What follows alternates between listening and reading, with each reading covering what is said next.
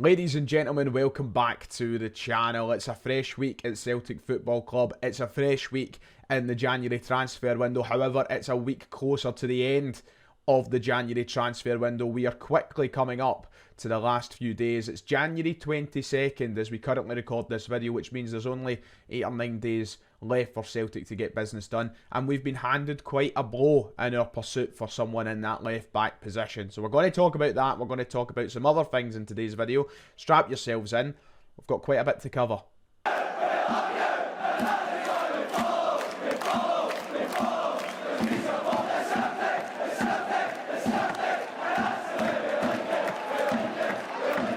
If you haven't already, please make sure to hit like and subscribe. We are trying to get to 50,000 subscribers this year, if possible. So you guys pressing those buttons makes that even more realistic. So if you haven't done it already, drop down below, hit those buttons. It's absolutely free, and it'll keep you up to date with everything happening at Celtic Football Club. To the best of my ability, anyway. Let's quickly touch on yesterday then. Celtic are back, and we are back in fashion with a 5-0 win over non-league side Buckie Thistle in the 4th round of the Scottish Cup, as Brendan Rodgers hopes to get a double this season, which means we are through to the 5th round, and we've been handed quite a tricky tie compared to some of the other fixtures we could have got in that draw. St Mirren away, we're heading to St Mirren Park. We're going to Paisley in the next round, that weekend of February 10th. The exact date and kick-off time yet to be confirmed with televised fixtures, of course. But you'd imagine this will be on the telly. A decent draw, but one that does present a challenge. You know, we've lost at St Mirren Park in recent memory. So, you know, it's never going to be a guarantee. And, of course, Kwon now at St Mirren. They were all raving about his performance at the weekend. I doubt he'll be able to play against us in that round of the Scottish Cup, but that's who we've got anyway, so we'll look forward to that at the beginning of next month. And hopefully there's no slip-ups on the road to Hampden, since we haven't been there this season. But we're through, the draw is done, and we'll focus on that game when we come to it. We've got a couple before that. We're here to talk about the January transfer window, of course. I'd be lying to you if I was saying there's more pressing matters to deal with. There's really not. With such little time left in the window, Celtic still yet to conclude any more business. We've only made the one signing in Nicholas Kuhn, of course, and we haven't strengthened in those areas that we thought we would have in this window, including the left-back position and the striker position, and things are going quiet. And in fact, yesterday Celtic took a massive blow in their chase for a left-back. And, you know, earlier in the day, I remember at 12 o'clock, a report came out which looked quite promising. Celtic looked to have had their option, their player that they were going to go for, and by the end of day, that was crushed. So let's talk about that, shall we?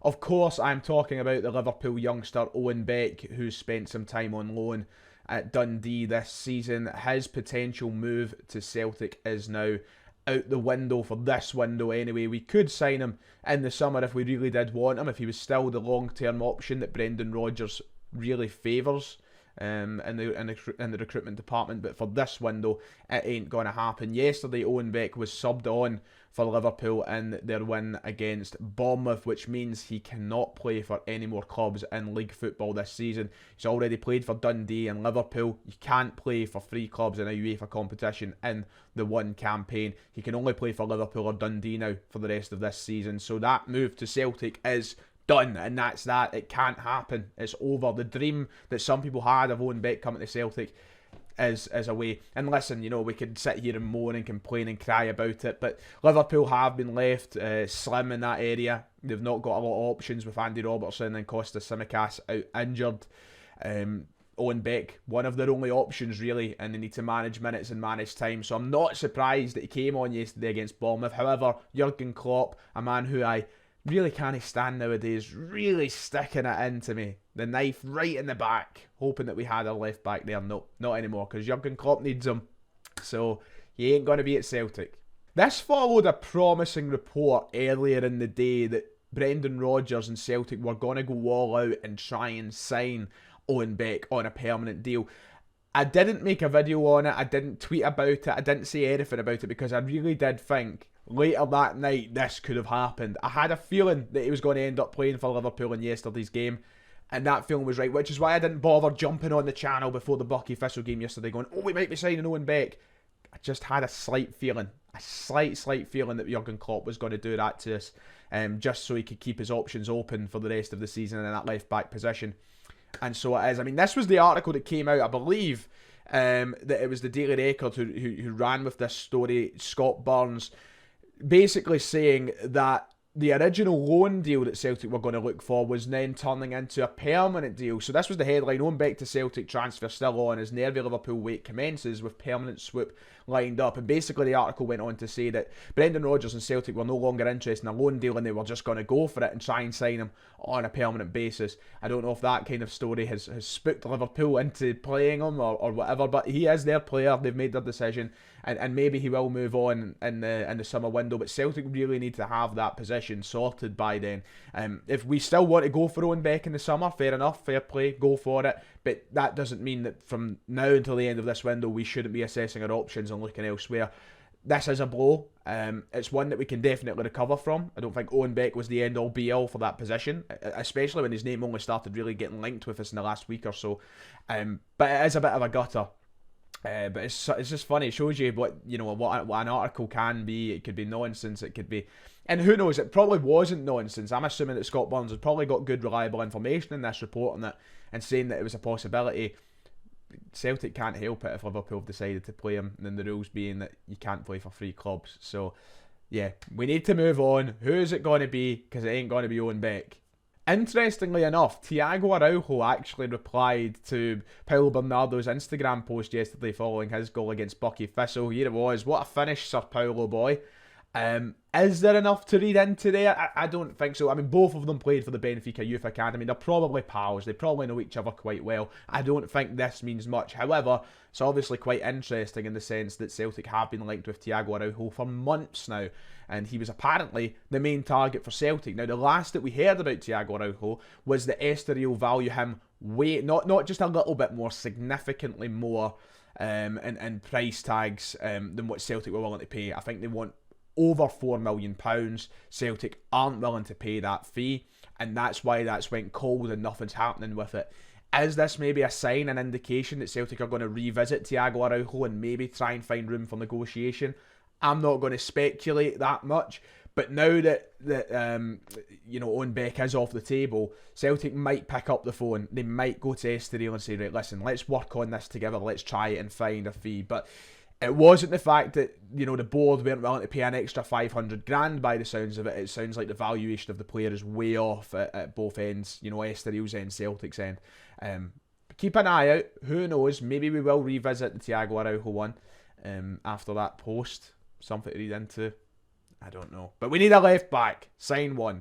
Talking about Portuguese players, Paulo Bernardo. Let's talk about him for a minute, shall we? After his great goal yesterday. He scored the opening goal in the 5-0 win, and it was a tidy wee finish from him, a player who's just getting better and better and going from stride to stride. And as I said in yesterday's video, I'm not going to, make 5th tier Bucky Thistle the benchmark for a player and say that after that we must sign him. But I think that more Celtic fans are in agreement now over the past couple of months that Paulo Bernardo should be a player we prioritise the signing of. Both him and Brendan Rodgers have commented on the matter, and I would say that it's looking increasingly likely that Celtic will at least try and make that happen with the option to buy that we have involved in his loan deal. So let's look at what both parties said, starting with the manager, which provides a little bit of faith and confidence that Celtic are interested in signing him permanently.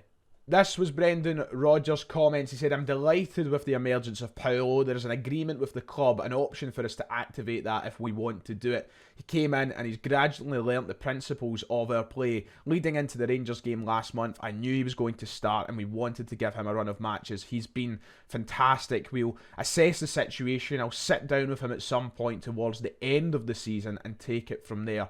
Do we know the fee involved? Yes, but clearly the player would have to agree as well. It's a two-way situation, but I can see Paulo is really enjoying his time here. He's improving and developing. Is the fee realistic? I'm not going to say what it is, but absolutely. Otherwise, it wouldn't be in play. So Brendan Rodgers keeping his cards close to his chest, not want to reveal too many details about the exacts and the specifics of the Paulo Bernardo situation. However, he seems like he's confident he can persuade the player to stay with the club. Now, there have been a number of values thrown out there in the past few months. Some people have said 6.5, some people have said 6, some people have said as low as £1.5 million to sign Paulo Bernardo permanently. Ultimately, nobody knows for certain.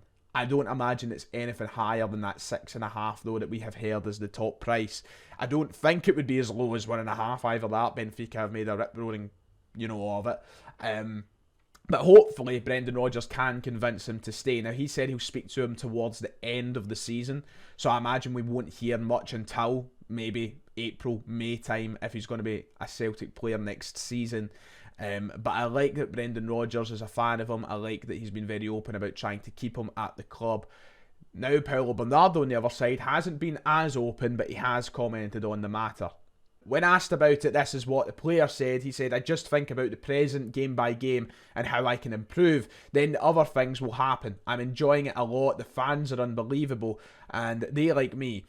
So I'm feeling good. I just need to keep going and doing things well."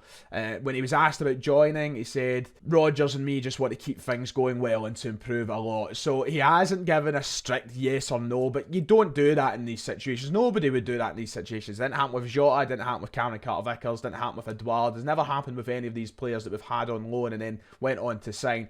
You don't want to give a yes or no in case things change. If he came out and said, "Yeah, I want to sign, I want to be here next season, I think I will be here next season," and then that doesn't happen, he's left with egg on his face. So we'll wait and see, but I'm hoping we do keep Paulo Bernardo. I think he's a great understudy to Matt O'Reilly. I think he would be a good player to have should he leave the club in the summer.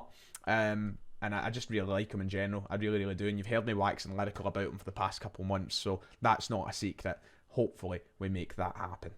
Last thing I want to touch on very, very quickly is the fact that it looks as though Celtic have actually been sniffing in and around options for a goalkeeper in this window, despite the fact that Brendan Rodgers has been very open about Joe Hart keeping his place till the end of the season. Reports from Romania have come out that Celtic were one of a number of clubs who inquired or looked into the possibility of signing Horacio Moldovan, who is currently playing in Romania, I believe. I just want to get my facts right here. I think it's Romania. He's currently playing over there, but a number of clubs were looking at him: FC Basel, Ludogorets, Celtic, Real Betis, Sevilla and Atletico Madrid, and apparently he's now going to Atletico Madrid, but the report's saying that we were in, so that would suggest that Celtic are, and have been, looking for a keeper. Don't know much about him.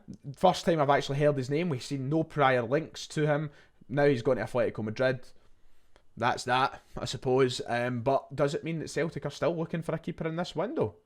Who knows? Maybe. Doubt it. Doubt it. Once again, it's a report that's came out from Romania putting our name into the mix. Nothing to suggest there's any truth in that. But it is interesting just to see how things have developed, and now he is actually getting a move. So who knows? Maybe Celtic did ask the question.